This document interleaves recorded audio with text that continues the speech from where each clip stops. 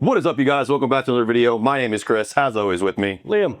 And today we we're chatting really, because we're a show about shows. So if you're just tuning in for the first time, we're not experts. We're just two guys who really love entertainment. And if you like discussing entertainment, specifically sci-fi, fantasy, then you're in the right place. Welcome. And today we're going to be chatting about MurderBot, season 1, episode 5. We're finally getting somewhere since they're such short episodes. Now we've got, 30 minutes, 5, not doing math on camera because I'm not good at that, but we got enough of it now so that we're going to actually have some story and some character development, some things that happened in this particular episode that I think were pivotal in actually making this season worthwhile. And so we're going to dive into all of that here in just a minute. But if you're just tuning in, go ahead and hit subscribe. And if you like this video, hit that like button, let us know what's going on. And this is a discussion, as I said, so we'll chat with you down in the comments about what you think and your opinions. One caveat to that. Please, if you have read the books and you know what's coming, don't spoil it for everyone else. We love watching this and experiencing it and going through it. It's really something that we're very passionate about. And so if you know what's coming, definitely, let us know what we get wrong later, but don't ruin it for us before time. That's the only thing we ask. Other than that, welcome, and let's dive in. So yeah, we get him being turned back on again. That was fun. Yeah. I love how everyone is so dismissive of his ability. What do you mean by his ability? To think, plan, and the amount he can control himself, because he's able to turn off the whole I'm frozen in place thing. Yeah, the hub space. Yeah, he has control of it. Yep. So he's able to go ahead and just take over whenever he wants, now that his governor is off.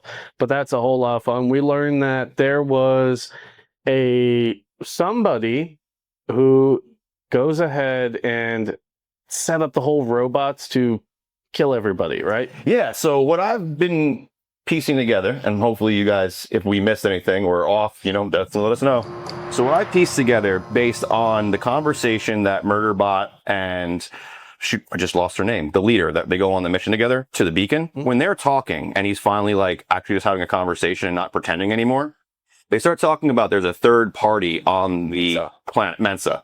Slipped my mind. So they talk about there being a third party, like another organization on the planet, who doesn't want anyone to know there and may have paid the corporation off so that they would be kind of incognito on the planet. But I don't understand, did Delta Fall, which is a team that got killed, did they run into something they weren't supposed to and maybe need some information or some data?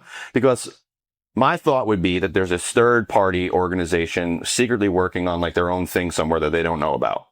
And so what would they benefit from then in pretending to be the hippies and going in and then killing everyone, unless they had something or found something that they didn't want them to have? Maybe the hippies were the intended target.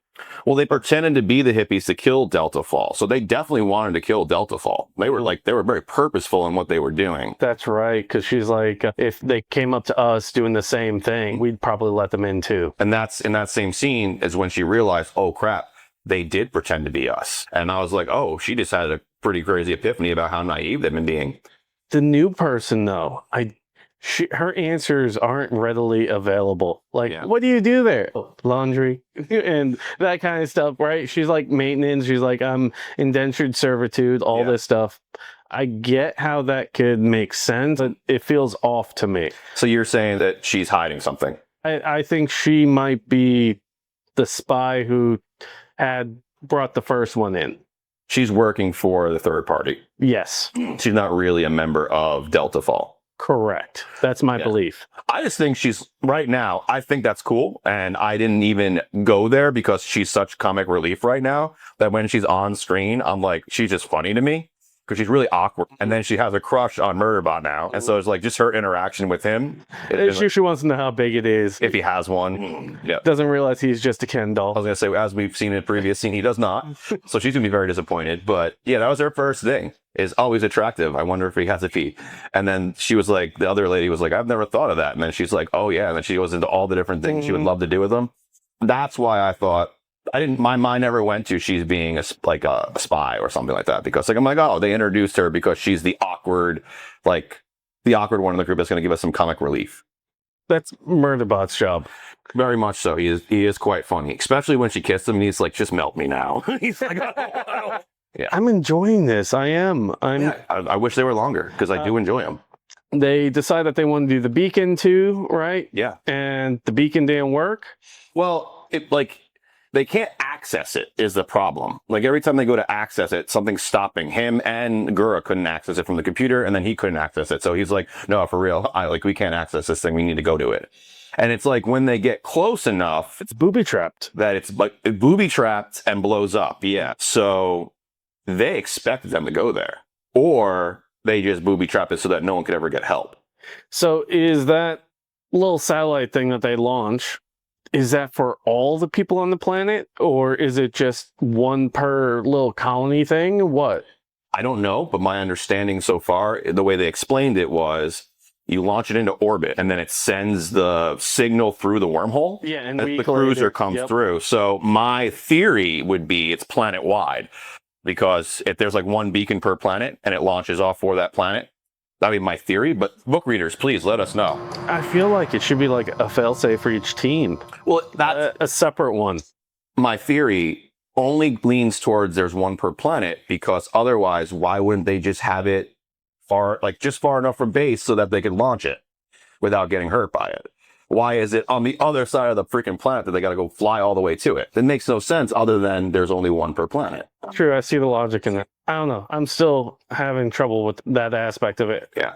One thing I want to... Redundancy is important. Yeah, 100%. And sometimes with Hollywood, you got to take your, Yeah, I know. You just got to go with it. Just go with it. So one thing I wanted to touch on is when they do finally wake him up, right? And he's like, oh shit, I'm screwed. I'm gonna either they're dead or I'm dead, because they're not allowed to know that I have hacked myself.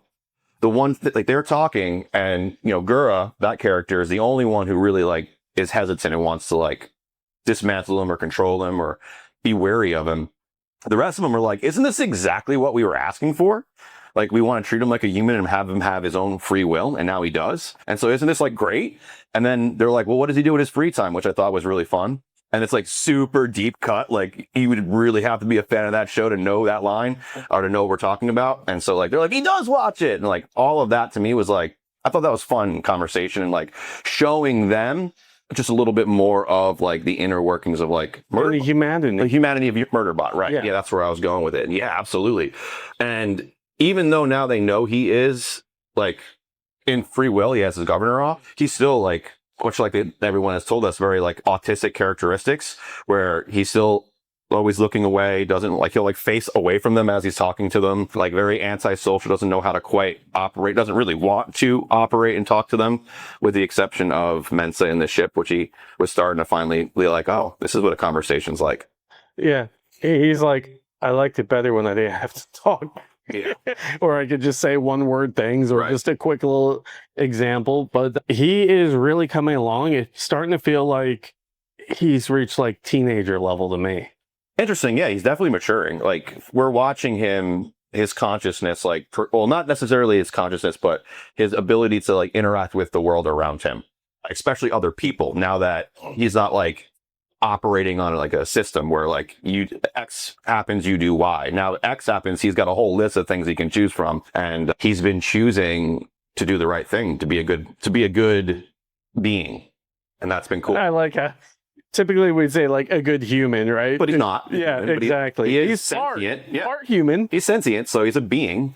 So he's, even though in his mind he wants to murder everybody and do all these fun, crazy things to himself, in his mind, in reality, his actions have always been that of a hero. And I think that's really cool.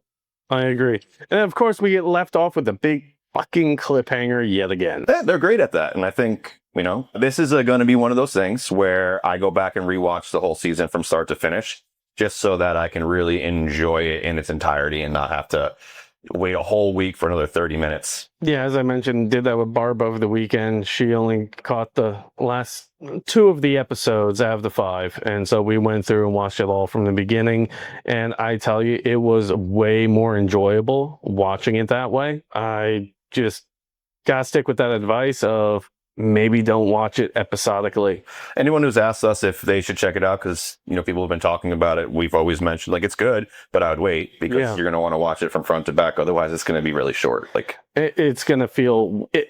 See, when we watch it all together, like episodes back to back, it completely felt different.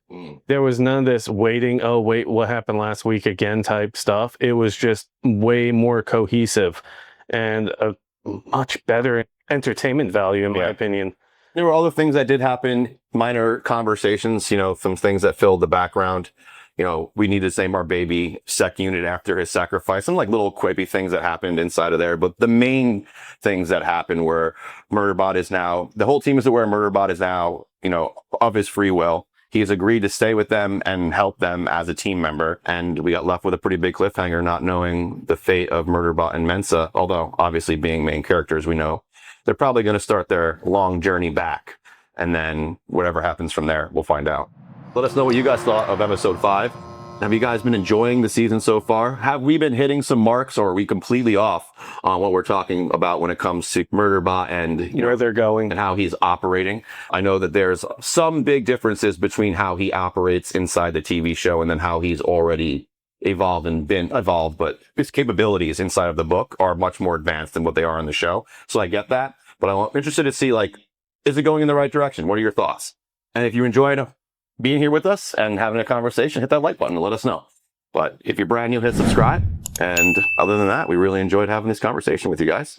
And if you wanted to watch some more videos with us, we had entire playlists of stuff you could check out right here next to this beautiful bottle, and some above my head too you could check out. But other than that, make sure you hit subscribe, because we drop multiple videos a week. MurderBot, Handmaid's Tale, we've got plenty coming up as well, so check it out. We'll see you there. Peace. Find the strength hiding in each battle scar. You're not who you were, you've already come far.